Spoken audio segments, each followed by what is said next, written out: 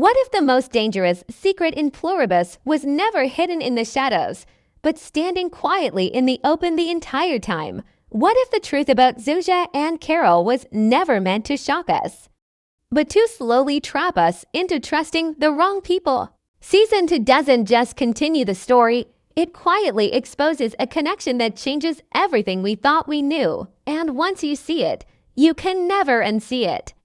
From the very first moments of Season 2, Zosia feels different, not louder, not stronger, just controlled. Her silence carries weight now. Every pause, every glance, every moment where she chooses not to speak feels deliberate.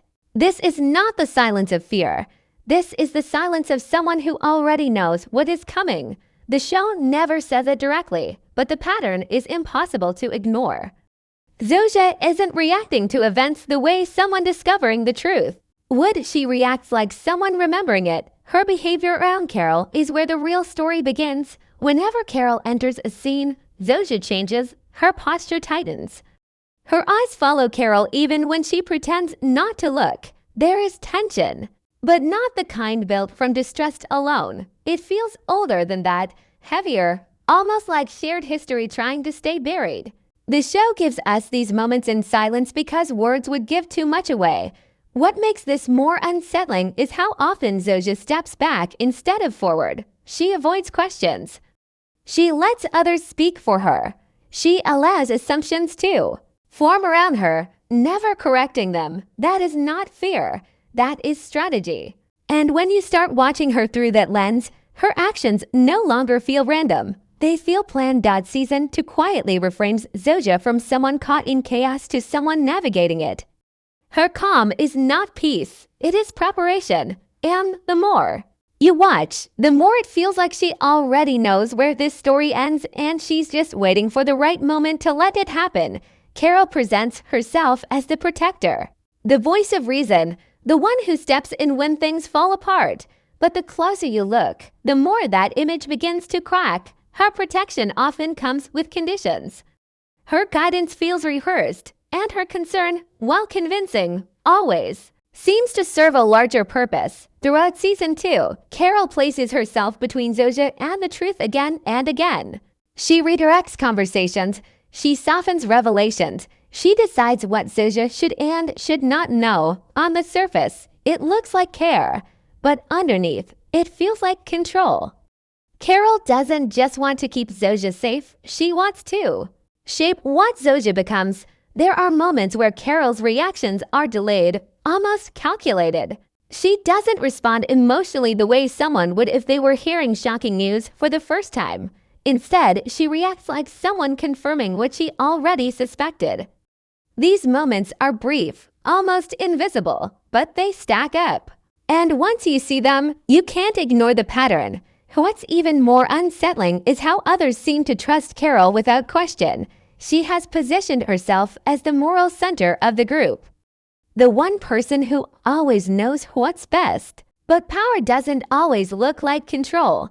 Sometimes it looks like reassurance. Sometimes it looks like a hand on your shoulder telling you everything will be okay, while quietly steering you away from the truth. The strongest theory forming in Season 2 is that Zosia and Carol share a past that predates everything we've seen, not a simple connection, but a defining one.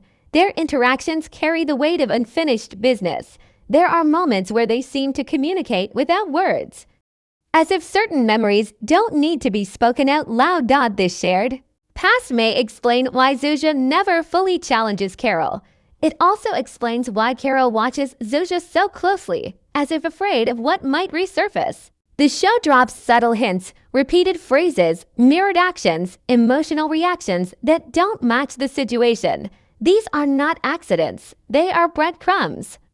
One of the most telling signs is how both characters respond to truth. When secrets are exposed around them, they react with familiarity, not shock. It's as if they've lived through something similar before, something darker, something that changed them both. And now, as the story pushes forward, that buried history is beginning to push back. This connection reframes everything. Zosia is not being manipulated from the outside. She is trapped inside a story that began long before the audience joined. And Carol may not be the villain in the traditional sense. She may be the architect of survival, shaped by past choices she can never undo. The most powerful twist in this theory is not about betrayal or secrets. It's about intention. What if everything happening now is exactly what both women expected? What if season 2 isn't about discovering the truth, but about watching it finally surface? Zosia's calm starts to look like acceptance, Carol's control starts to look like fear. The balance between them shifts slowly, quietly, until you realize something has changed. Zosia is no longer reacting. She's preparing, and Carol, for the first time, seems unsure of what comes next. This shift suggests that the real danger isn't an external threat. It's the moment when Zosia fully steps into her own understanding of the past. When that happens, the power dynamic breaks, and whatever secret they've been protecting will no longer stay buried. Season 2 isn't just revealing information. It's testing loyalty, guilt, and memory. The dark truth about Zosia and Carol isn't about who they were, it's about who they've become because of what they survived. And when that truth finally comes out, it won't just change them, it will change everything we thought we knew about the story itself. Zosia's behavior in season 2 begins to feel less like confusion and more like quiet calculation. Every time she is placed in a situation where emotions should take over, she holds back. Her silence is not empty, it is heavy, intentional, and measured. The way she listens more than she speaks.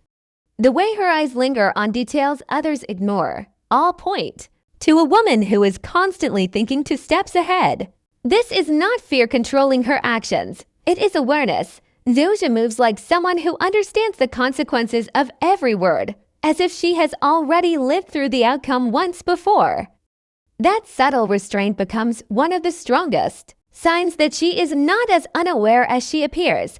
Carol's presence intensifies this tension. Whenever she enters the scene, the energy changes. Conversations become shorter. Expressions tighten. The space between words grows heavier. It feels as though both women are aware of an unspoken agreement that neither wants to break. Carol often positions herself as the protector, stepping in before things spiral, offering guidance wrapped in calm authority. But beneath that calm is something controlling. She doesn't just protect Zosia, she directs her. Every suggestion sounds like care, but every choice leads Zosia down a very specific path. What makes this dynamic unsettling is how natural it feels. Carol never forces control. She offers it gently. She frames her guidance as concern, as experience, as wisdom gained from past pain. Yet the more she speaks, the more it becomes clear that she is shaping outcomes rather than reacting to them. She knows which doors to close and which truths to delay. Her calm confidence suggests someone who has already faced the consequences of these secrets once and refuses to let them surface again. Zosia's responses reinforce this idea. She rarely pushes back. When she does, it's brief and quickly softened, almost as if she knows resistance is pointless. There is a sense of history weighing on her choices, a shared memory that binds her to Carol in a way no one else can see. This connection feels older than the story we've been shown, deeper than any current conflict. It hints at a past moment where a decision was made, one that changed both of them forever. The tension between them is not built on hatred or betrayal, but on survival. They are linked by something unresolved, something that shaped who they became. That's what makes their scenes so unsettling. It's not about what they say, but what they avoid saying. Their silence feels practiced, almost rehearsed, as if they've had years to perfect it. As season 2 unfolds, it becomes harder to see Carol as just a guide or Zosia as a victim. Instead, they begin to resemble two people bound by a shared secret. Neither can escape. The question is no longer whether something dark happened in their past. It's whether that past is finally catching up to them, and if it does, the truth won't just expose one of them. It will destroy the balance they'd both worked so hard to maintain. The deeper the story moves forward, the clearer it becomes that the bond between Zosia and Carol was never built on trust alone. It was built on necessity. There is a weight in their interactions that feels older than the events we are shown, as if both women are carrying memories they have agreed never to speak out loud. Every shared glance feels like a reminder of something buried. Every pause between their words feels intentional, as though silence itself is part of their agreement. What makes this connection so unsettling is how naturally it operates. Neither woman ever explains herself fully, yet they understand each other perfectly. Zosia's reactions often come a second too late, as if she is measuring the consequences of every emotion before allowing it to surface. Carol, on the other hand, speaks with certainty, but her confidence feels rehearsed, almost protective in a way that goes beyond care. It's the kind of protection born from guilt rather than love. There are moments when the show quietly hints that Zosia's past was shaped by decisions made for her, not by her. When she hesitates, it feels less like fear and more like memory resurfacing. Her eyes reflect recognition, not surprise. It's as if she has lived this story once before and is now walking through it again, hoping the ending will change. That subtle awareness is what makes her character so unsettling. She is not discovering the truth, she is remembering it. Carol's role in that past becomes harder to ignore with every episode. She often positions herself as the barrier between Zosia and dangerous knowledge. She decides when to speak, what to reveal, and when to stay silent. This control is never aggressive, never obvious. Instead, it appears as care, as concern, as protection, but control wrapped in kindness is still control. The more Carol tries to shield Zosia, the more it feels like she's protecting herself from what might come out if the truth surfaces.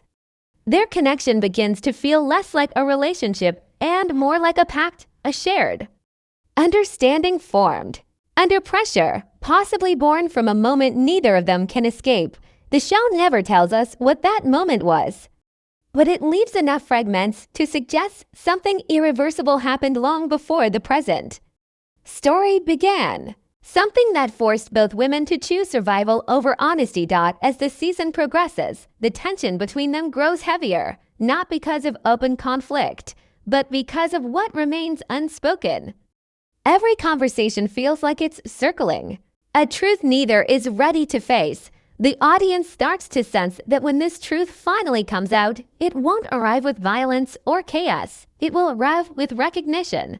A realization that everything we've watched has been shaped by a single, buried moment that defined both of them. By this point, it becomes clear that the story is no longer about uncovering a mystery, but about confronting consequences. Zosia and Carol are not just connected by circumstance, they are bound by choice. And when the choice finally comes into the light, it won't just change how we see them. It will redefine the entire story that has been unfolding in front of us. By the time the story reaches this stage, it becomes clear that the truth is no longer hiding in the shadows, it is waiting. The tension between Zosia and Carol no longer feels like a quiet undercurrent. It becomes the foundation of everything unfolding around them. Their relationship stops feeling reactive and starts to feel intentional, as if every step taken since the beginning has been moving toward an unavoidable reckoning. The silence between them grows heavier, not because they have nothing to say, but because both of them know exactly what will happen once the truth is spoken. Zosia begins to change in subtle but powerful ways. Her movements become more confident, her gaze steadier, her presence more commanding. This is not the transformation of someone finding strength.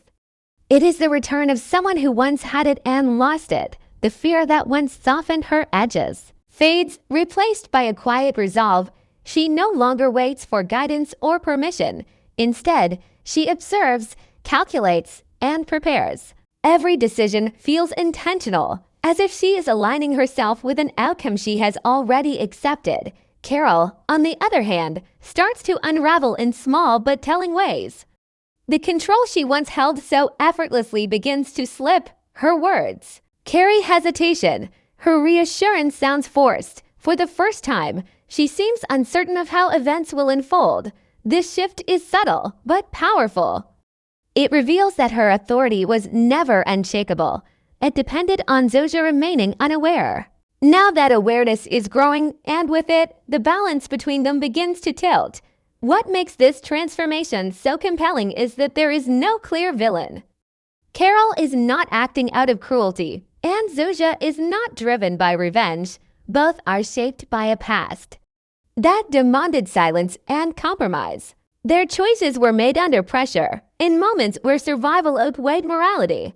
The series carefully avoids painting either of them as entirely right or wrong. Instead, it presents a moral gray space where survival itself becomes the burden. As the tension builds, it becomes clear that the truth they are circling is not something that can be undone.